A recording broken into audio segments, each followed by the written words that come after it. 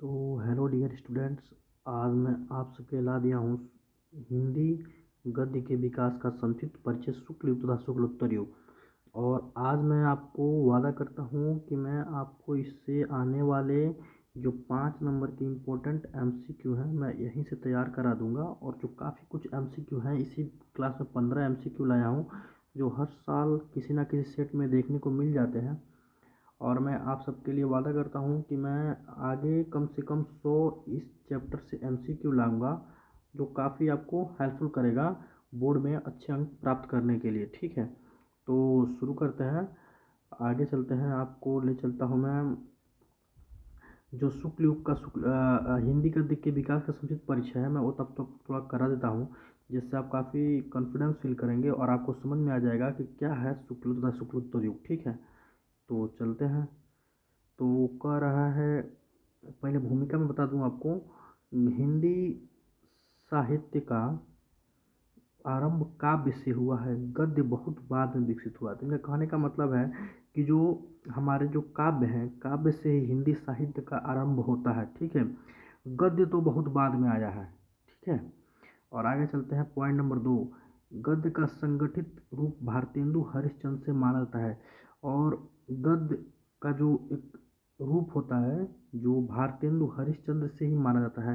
यानी मान लीजिए कि गद्य का विकास भारतेंदु हरिश्चंद्र ने ही किया है। ठीक है, और पॉइंट नंबर 3, भारतेंदु के बाद आलोचना निबंध और इतिहास लेखन में आचार्य चंद्र शुक्ल ने महत्वपूर्ण भूमिका निभाई है।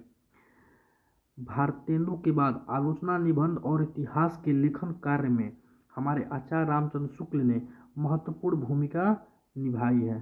ठीक है, और इसी कारण 1918 ईस्वी से लेकर 1937 ईस्वी तक गद्य काल को शुक्ल युग तथा उसके बाद के समय को शुक्लोत्तर युग कहा गया है। तो आप इस पॉइंट को याद करेंगे, 1918 से लेकर 1937 हर साल बोर्ड में पूछता है। ठीक है, गद्य काल के शुक्ल युग, उसके बाद के समय को शुक्लोत्तर युग कहा गया है। ठीक है, आगे चलते हैं। अब कह रहा है शुक्ल युग, अब आप पढ़ेंगे शुक्ल युग। ठीक है, मैं आप सबको छोटा छोटा संक्षिप्त परिचय बता देता हूँ जो आप समझ जाएंगे, और इस पॉइंट्स को पढ़ेंगे तो आपके दिमाग में जैसे प्रश्न घुसने लगेंगे। और यहीं से मैं आगे आपको 15-20 एमसीक्यू कराऊंगा जो आपके बोर्ड के लिए काफ़ी इंपॉर्टेंट रहेगा। ठीक है, तो ये कह रहा है कि शुक्ल युग का नामकरण किससे हुआ। तो इस युग का नामकरण आचार्य रामचंद्र शुक्ल के नाम पर हुआ था।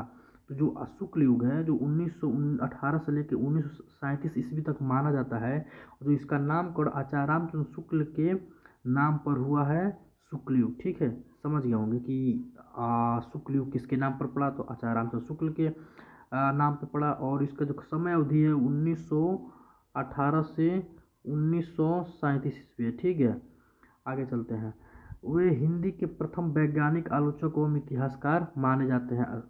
रामचंद्र शुक्ल हिंदी के प्रथम वैज्ञानिक आलोचक एवं इतिहासकार माने जाते हैं। प्रमुख विशेषताएं: आलोचना का संगठित रूप, तर्क, प्रमाण और वैज्ञानिक दृष्टिकोण है। इतिहास लेखन माना था आचार्य रामचंद्र शुक्ल की प्रमुख विशेषताएं हैं। ठीक है, इतनी आचार्य रामचंद्र शुक्ल की प्रमुख विशेषताएं हैं, जिसमें उन्होंने निबंध साहित्य का उत्थान किया, विचार प्रधान और निबंधों की रचनाएं की, गंभीरता और तर्कशीलता, गद्य समाज उपयोगी और चिंतन प्रधान रहा। उन्होंने गद्य में अपने समाज की उपयोगी और चिंतन मतलब बहुत सारी ऐसी रचनाएं किए जो समाज के लिए उपयोगी थी। ठीक है, प्रमुख साहित्यकार, और जो शुक्ल युग में जो प्रमुख साहित्यकार थे, पहले थे आचार्य रामचंद्र शुक्ल। इन्होंने हिंदी साहित्य का इतिहास और चिंतामणि जैसे रचनाएं रचित की। महावीर प्रसाद द्विवेदी जो निबंध और संपादन भी किए, प्रताप नारायण मिश्र भी थे और रामनरेश त्रिपाठी भी थे। ठीक है, इसी तरह से हमारा शुक्ल युग का समाप्ति होता है। ठीक है, आगे चलते हैं शुक्लोत्तर युग। ठीक है, जो 1937 ईस्वी के बाद शुक्लोत्तर युग को माना जाता है। नामकरण, ये 1937 ईस्वी में आचार्य रामचंद्र शुक्ल के निधन यानी मृत्यु के बाद शुक्लोत्तर युग का प्रारंभ होता है। ठीक है, तो आपसे पूछा जाएगा शुक्लोत्तर युग किसे कब से कब माना जाता है, तो 1937 ईस्वी से लेके अब मतलब जब तक माना जाए आप देख लीजिएगा। लेकिन 1937 से जब आचार्य रामचंद्र शुक्ल की मृत्यु हो जाती है, उसके समय के से ही शुक्लोत्तर युग का प्रारंभ होता है। शुक्लोत्तर युग के प्रमुख विशेषताएं थी आलोचना में विविध दृष्टिकोण, समाजशास्त्रीय, मार्क्सवादी, मनोवैज्ञानिक आदि। निबंध लेखन का विस्तार हुआ, निबंध अधिक सरल, निबंध को अधिक सरल किया गया। जीवन उपयोगी, जीवन जीने के लिए उपयोगी बनाई गई। व्यवहारिक हुई, माने और व्यवहारिक उसमें जो निबंध लेखन हुआ उसमें विस्तार हुआ, तो उसमें निबंध अधिक सरल हुआ, माने आसान किए गए। जीवन उपयोगी, उसमें बातें बताई गई। व्यवहारिक हुई, माने एक दूसरे के प्रति अच्छे व्यवहार करने के लिए भी बताया गया। ठीक है। नई विधाओं का विकास हुआ, उसमें नई नई विधाएं हैं, जैसे उपन्यास, कहानी और पत्रकारिता का उत्थान भी हुआ। ठीक है। भाषा, जो सरल, सहज और लोक जीवन से जुड़ी, जो भाषा हुई वो सरल हो गई, माने आसान हो गई। ठीक है। समझने लायक हो गई। लोक जीवन, माने लोगों के जीवन से संबंधित थे। ठीक है। प्रमुख साहित्यकार, इसमें हजारी प्रसाद द्विवेदी अशोक के फूल और आलोचना जैसे रचनाओं को रचित किया। रामविलास शर्मा, भाषा और समाज, नामवर सिंह, कवित्व के नए प्रतिमान। ठीक है। जानकी वल्लभ शास्त्री, भगवती चरण वर्मा, नागार्जुन आदि इसमें लेखक थे। ठीक है। आगे चलते हैं। इसका निष्कर्ष ये निकलता है कि हिंदी गद्य का व्यवस्थित रूप भारतेंदु से होकर आचार्य रामचंद्र शुक्ल के चरम पर पहुंचा। ठीक है। जो गद्य था उसका व्यवस्थित रूप भारतेंदु हरिश्चंद्र से लेके और आचार्य रामचंद्र शुक्ल की मृत्यु तक पहुंचा। ठीक है। शुक्ल युग के गद्य आलोचना और इतिहास लेखन के कारण गंभीर और संगठित रहा। शुक्लोत्तर युग के गद्य ने नई दिशाएं पाई और अधिक विविध, आधुनिक व जीवनोपयोगी हो गया। ठीक है।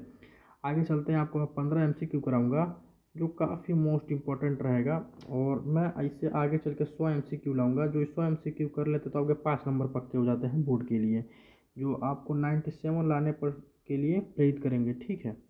आगे चलते हैं। पहला प्रश्न होता है, शुक्ल युग का नामकरण किसके नाम पर हुआ? अभी मैं पीछे आपको बताया हूँ, तो आप हमें देखेंगे। बताइए। भारतेंदु हरिश्चंद्र की, आचार्य रामचंद्र शुक्ल की, महावीर प्रसाद द्विवेदी की, हजारी प्रसाद द्विवेदी। तो ऑप्शन नंबर हो जाएगा बी फॉर बाहुबली, आचार्य रामचंद्र शुक्ल। ठीक है। दूसरा कह रहा है, हिंदी साहित्य का इतिहास किसकी कृति है? तो बताइए। महावीर प्रसाद द्विवेदी की, आचार्य रामचंद्र शुक्ल की, रामनरेश त्रिपाठी की, नामवर सिंह। अगर आपको वीडियो अच्छी लगेगी तो आप कमेंट करके बताइएगा मैं किस टॉपिक पे वीडियो लाऊं, और इस पे मैं कम से कम 4 सब्जेक्ट की पढ़ाई कराऊंगा, जो आपके लिए बोर्ड के लिए काफ़ी इंपॉर्टेंट हो जाएगा। ठीक है।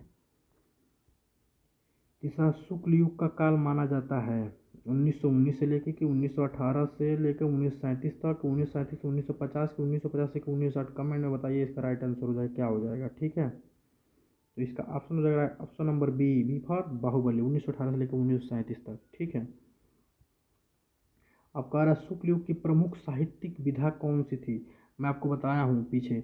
बताइए। उपन्यास थी कि कहानी थी कि आलोचना था कि नाटक था? तो इसका option number C, Kaho Naa Pyaar है, आलोचना और निबंध। ठीक है। चलते हैं आगे। पांचवा, शुक्लोत्तर युग का आरंभ कब से माना जाता है? मैंने शुक्लोत्तर का आपको बताया हूँ आचार्य रामचंद्र की मृत्यु के बाद। उनकी मृत्यु कब होती है? 1937 में। ठीक है। तो इसका right answer option number C, Kaho Naa Pyaar Hai. अच्छा। अशोक के फूल नामक निबंध की संग्रह, मतलब अशोक के फूल नामक निबंध संग्रह किसका है? आपको मैं बताया हूँ, हजारी प्रसाद द्विवेदी। ठीक है। Option number A. शुक्लोत्तर युग की आलोचना किस रूप में विकसित हुई? तो बताइए। केवल भावनात्मक रूप में, विविध दृष्टिकोण से, समाजशास्त्रीय, मार्क्सवादी, मनोवैज्ञानिक, केवल भाषा शैली पर, केवल नाट्य रूप में? तो मैंने पीछे आपको सब बताया है। Option number B for Bahubali. ठीक है। आगे चलते हैं प्रश्न नंबर 8 की तरफ, और काफ़ी आपको अच्छे से समझ में आ रहा होगा और इंटरेस्टिंग लग रहा होगा वीडियो, और आपको समझ में भी नहीं आ रहा होगा। कविता के नए प्रतिमान नामक आलोचना ग्रंथ किसका है? आचार्य रामचंद्र शुक्ल, नामवर सिंह, हजारी प्रसाद द्विवेदी, रामविलास शर्मा। तो option number B for Bahubali lock कर दीजिए। ठीक है। और आगे चलते हैं प्रश्न नंबर 9 की तरफ, और आज मैं आपके लिए काफ़ी इंपॉर्टेंट प्रश्न लाया हूँ, जो बोर्ड के हिसाब से बहुत जरूरी। भाषा और समाज पुस्तक के लेखक हैं कौन है? हजारी प्रसाद द्विवेदी हैं कि नामवर सिंह है कि रामविलास शर्मा है कि प्रताप नारायण मिश्र हैं? तो इसका option number C, Ramvilas Sharma, Kaho Naa Pyaar Hai. ठीक है। प्रश्न नंबर 10, शुक्ल युग के प्रमुख गद्यकारों में से एक हैं? बताइए कौन है? नामवर सिंह, महावीर प्रसाद द्विवेदी, हजारी प्रसाद द्विवेदी, भभूति चरण शर्मा। तो महावीर प्रसाद द्विवेदी, बी फॉर बाहुबली। ठीक है, चलते हैं प्रश्न नंबर अगले की तरफ। चिंतामणि निबंध की संग्रह के लेखक कौन हैं? तो आज मैं सबसे पहले ही आपको बताया हूँ, आचार्य रामचंद्र। काफ़ी इंपॉर्टेंट है, इनके सारी रचनाओं को आपको याद करने होंगे। ठीक है, तो भारतेंदु हरिश्चंद्र, आचार्य रामचंद्र शुक्ल, महावीर प्रसाद द्विवेदी, हजारी प्रसाद द्विवेदी। इसका राइट आंसर हो जाएगा option number B, Acharya Ramchandra. Option number B, Acharya Ramchandra Shukla, B for Bahubali. ठीक है, 12। शुक्लोत्तर युग के में उपन्यास लेखन को विशेष पहचान दिलाने वाले साहित्यकार कौन है? भगवती चरण शर्मा, रामविलास शर्मा, प्रताप नारायण मिश्र, रामदास त्रिपाठी। तो ऑप्शन नंबर ए, भगवती चरण शर्मा। ठीक है, आगे चलते हैं। तेरह, नागार्जुन किस युग के संबंधित गद्यकार हैं? भारतेंदु युग, द्विवेदी युग, शुक्लोत्तर युग, छायावादी युग। तो ऑप्शन नंबर सी, कहो ना प्यार है, शुक्लोत्तर युग। ठीक है, अब चलते हैं। शुक्ल युग के गद्य की प्रमुख प्रवृत्ति क्या थी? शुक्ल युग के गद्य की प्रमुख प्रवृत्ति क्या थी?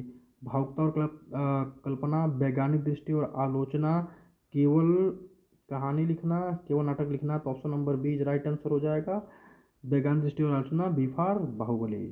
चलते हैं प्रश्न नंबर 15 की तरफ। शुक्ल युग की भाषा की प्रमुख विशेषता क्या है? कठिन और वस्तुनिष्ठ लोक जीवन से जुड़ी हुई सरल भाषा, अंग्रेजी मिश्रित भावुक और काव्यात्मक। तो इसका राइट आंसर हो जाएगा ऑप्शन नंबर बी। ठीक है, बी फॉर बाहुबली। इस तरह से मैंने आपको 15 MCQ करा दिया और गद्य का संक्षिप्त परिचय शुक्ल तथा शुक्लोत्तर युग भी बता दिया, क्या से क्या हुआ था। और मैंने एकदम संक्षिप्त में बताया है कि आपको अच्छे से समझ में आ जाए। ठीक है, और मेरा मकसद है कि मैं आपको बोर्ड में कम से कम 97+ नंबर लाने की पूरी कोशिश करूंगा, और आप भी हमारे साथ अभी से जुड़ जाइए, और काफ़ी आपको हेल्पफुल होगा, और मैं काफ़ी मेहनत करूंगा आपके लिए। ठीक है, तो यहीं सब वीडियो को रोकते हैं, और आप सभी को थैंक यू वीडियो देखने के लिए।